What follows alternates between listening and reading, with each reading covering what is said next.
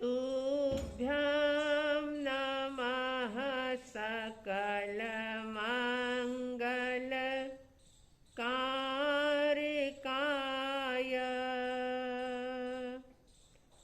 तुभ्यं नमः सकलनिवृत्तिदायकाय।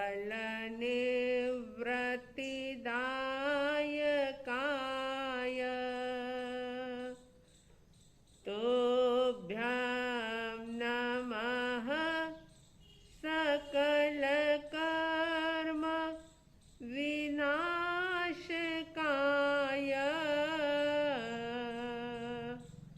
तुभ्यं नमः सकलतत्त्व निरूपकाय। तुभ्यं नमः सकलतत्त्व निरूपकाय।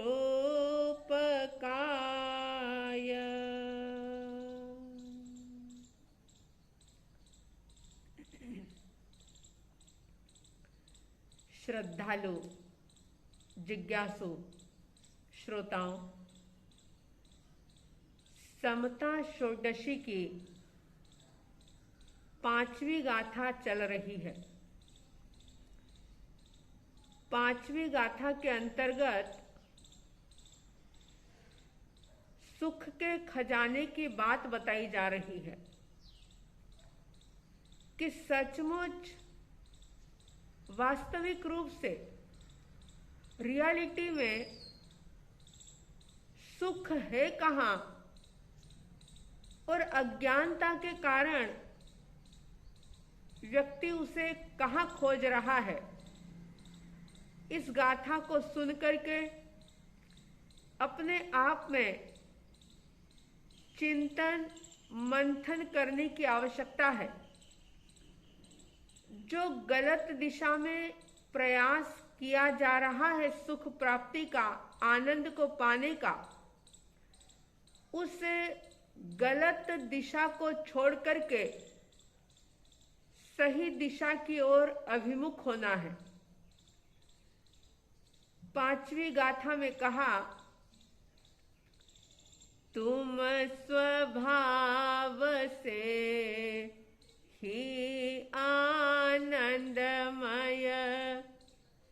पर से सुख तो लेश न हो। झूठी आशा तृष्णा छोड़ो, जिन वचनों में चित्त धरो। समता रस का पान करो, अनुभव रस का पान करो। शांत रहो, शांत रहो, सहज सदा ही शांत रहो। शांत रहो, शांत रहो, सहज सदा ही शांत रहो। तुम स्वभाव से ही आनंदमय, स्वभाव से ही व्यक्ति आनंद का मालिक है। आनंद और सुख उसके भीतर में है, लेकिन बस भूल ये है कि जहां वह है वहां उसे खोजा नहीं जा रहा, और जहां नहीं है वहां पर व्यक्ति उसे खोज रहा है, ढूंढ रहा है और दुखी परेशान हो रहा है। लेकिन जो विवेकवान लोग होते हैं, जो विचारवान लोग होते हैं, वे इस सत्य और तथ्य से भली भांति परिचित हो जाते हैं कि सुख पदार्थों में नहीं मिलेगा, सुख तो भीतर में मिलेगा। सुख की अनुभूति दौड़ने भागने में या पदार्थों को जुटाने में नहीं मिलेगी। सुख की अनुभूति तो ठहरने में मिलेगी। खुद के द्वारा खुद में ही खुद को ही खोजने से सुख और आनंद मिलेगा। हाँ, एक बात होती है कि सुख साधन या पदार्थ जब व्यक्ति को मिलते हैं या व्यक्ति उन्हें जुटाता है तो व्यक्ति का कष्ट दूर हो सकता है। कष्ट में और दुख में बहुत गहरा अंतर है। ये बात अलग है कि व्यवहारिक भाषा में, बोलचाल की भाषा में व्यक्ति कष्ट को और दुख को एक ही मान लेता है, लेकिन ज्ञानी कहते हैं कि पदार्थों की प्राप्ति से, भोगों की प्राप्ति से, सुख या साधनों की प्राप्ति से व्यक्ति का कष्ट मिट सकता है, लेकिन दुख तो फिर भी उसके भीतर में बना रहेगा। जैसे अगर भूख लगी है, भूख का कष्ट है, तो भोजन मिल गया तो वो कष्ट दूर हो गया, वो भी कुछ समय के लिए। लेकिन जो एक दुख है वो दुख तो बना ही रहेगा, क्योंकि दुख पदार्थों से दूर नहीं होते और भोगों से, सुविधाओं से दुख कभी मिट नहीं सकता।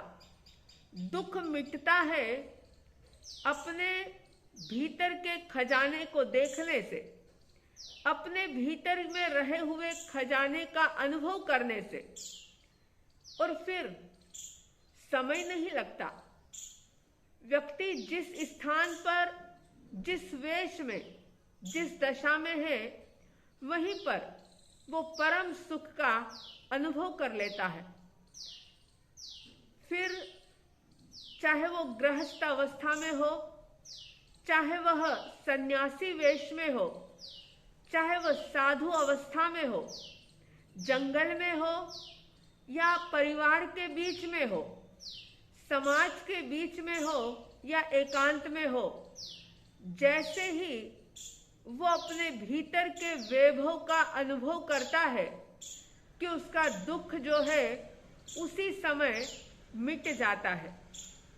और आप सब जानते हैं कि सिद्ध परमात्मा के लिए, मुक्त आत्माओं के लिए आप और हम कहते हैं कि वे अनंत सुखों में लीन है। उनके सुख का कभी अंत नहीं होता। अनंत सुख का अनुभव वे निरंतर करते रहते हैं। जब एक बार उस अनंत सुख का अनुभव हो जाता है तो फिर दुख कभी आता ही नहीं। तो इस बात को याद रखें कि साधन का संबंध कष्टों से हो सकता है। कष्ट मिट सकते हैं साधनों के द्वारा, लेकिन दुख कभी भी साधन से, सुविधाओं से, पदार्थों से नहीं मिट सकते। एक बार एक व्यक्ति राजा की महल की छत पर टहल रहा था। पुरानी बात है, छोटे से राज्य का एक राजा था और उसको ये महसूस हुआ आधी रात में कि उसकी छत पर कोई चल रहा है, पैरों की आवाज आ रही है। वो राजा स्वयं ऊपर जाता है और ऊपर जाकर के देखता है कि एक व्यक्ति छत पर टहल रहा है। राजा ने पूछा कि तुम इस आधी रात में यहाँ पर क्या कर रहे हो, क्यों आए हो इस छत पर? वो व्यक्ति कहता है कि राजन, मेरा ऊंट खो गया है और मैं अपने ऊंट को ढूंढ रहा हूं और उसे इस छत पर ढूंढ रहा हूं, इसलिए मैं इस छत पर आया हूं। राजा ने उसकी बात सुनी। स्वाभाविक था, राजा को हंसी भी आई, गुस्सा भी आया और उन्होंने कह दिया कि अरे मूर्ख, कैसा व्यक्ति है तू कि ऊंट कोई छत पर मिलेगा। अरे ऊंट को ढूंढने की जगह कोई छत थोड़ी ना होती है, छत पर ऊंट कैसे मिलेगा। वो व्यक्ति बड़ा समझदार था। उसने समय की नजाकत को देखते हुए तुरंत राजा को जवाब दिया कि राजन, अगर मैं पागल हूं, मैं मूर्ख हूं आपकी नजरों में कि छत पर मैं ऊंट को ढूंढ रहा हूं, तो मुझे ऐसा लगता है कि आप भी कोई कम पागल नहीं हो, आप भी मूर्ख हो मेरी नजरों में। राजा उसकी बात को सुनकर के हक्के बक्के रह गए। उसका चेहरा देखने लगे कि क्या कह रहा है ये व्यक्ति। उसने कहा, राजन माफ करना, मैं बिल्कुल सच बोल रहा हूं कि अगर मैं इस छत पर ऊंट को ढूंढ रहा हूं और मेरी ये बात सुनकर के आप मुझे मूर्ख कह रहे हो, पागल कह रहे हो, ना सिर्फ कह रहे हो बल्कि मुझे पागल और मूर्ख समझ भी रहे हो, तो मैं भी आपको पागल ही कहूंगा। पुरानी बात है, पुराने लोग किसी की इस प्रकार की बात को सुनकर के उस बात की तह तक जाते थे, एकदम से नाराज नहीं होते। उन्होंने कहा कि क्या बात है, तू ये बात क्यों कह रहा है। तब उस व्यक्ति ने कहा कि महाराज, अगर सिंहासन में, राज्य में, पद में, वैभव में, सोने चांदी के भंडार में सुख को खोजा जा सकता है जो कि वहां है नहीं, अगर वहां पर उसे ढूंढा जा सकता है, तो फिर भला इस छत पर मैं ऊंट को क्यों नहीं खोज सकता। मैं भी ऊंट को यहां पर ढूंढ सकता हूं। जैसे ही उस व्यक्ति ने ये बात कही, उस व्यक्ति के ये शब्द राजा की जागृति के कारण बन गए। जाग गए राजा। गहरी मोह की नींद में जो सो रहे थे, उस एक अपरिचित अनजान व्यक्ति के शब्द को सुनकर के राजा जागृत हो जाते हैं और विचार करते हैं कि वास्तव में मैं कितना नादान हूं, मैं कितना पागल हूं कि जो सुख पदार्थों में है नहीं। और आप लोग भी अपने जीवन में इस बात का अनुभव करना कभी आपने किया भी होगा, क्योंकि ये सिर्फ कहानी नहीं, यह हमें जागृत करने का एक संदेश है। कभी आप अनुभव करना कि जितनी ज्यादा सुविधाएं आप जुटाते हो, साधन जितने बढ़ते चले जाते हैं, हाँ हो सकता है कि उन साधनों से आपके कष्ट कुछ कम हो जाए, लेकिन दुख तो फिर भी वैसा ही बना रहता है। अगर कष्ट और दुख के बीच का अंतर आप समझ पाए तो आप महसूस करेंगे कि पैसा बढ़ गया, कष्ट कम हो गया, सुविधाएं बढ़ गई, कष्ट कुछ कम हुआ, लेकिन फिर भी दुख जो है वो तो वैसा ही बना हुआ है। तो दुख का संबंध इन पदार्थों से नहीं है, दुख का संबंध हमारी दृष्टि से है। जब हमें पता लग जाता है कि तुम स्वभाव से ही आनंदमय, ये परमात्मा की वाणी पर जब विश्वास हो जाता है, श्रद्धा हो जाती है कि पर से सुख तो लेश ना हो, लेश मात्र भी, रंच मात्र भी सुख पर से यानी पदार्थों से, व्यक्ति से, परिस्थिति से, सिचुएशन से कभी भी मिल नहीं सकता। ये बात जब समझ में आ जाती है तो फिर व्यक्ति वहां पर उसकी तलाश, उसकी खोज बंद करके अपने भीतर में ही उस सुख के खजाने को खोजता है। आप और हम सभी बहिर्मुखता से अंतर्मुखी बनने की कोशिश करें, अंतर्दृष्टा बने और अपने भीतर के सुख का अनुभव करने का प्रयास करें।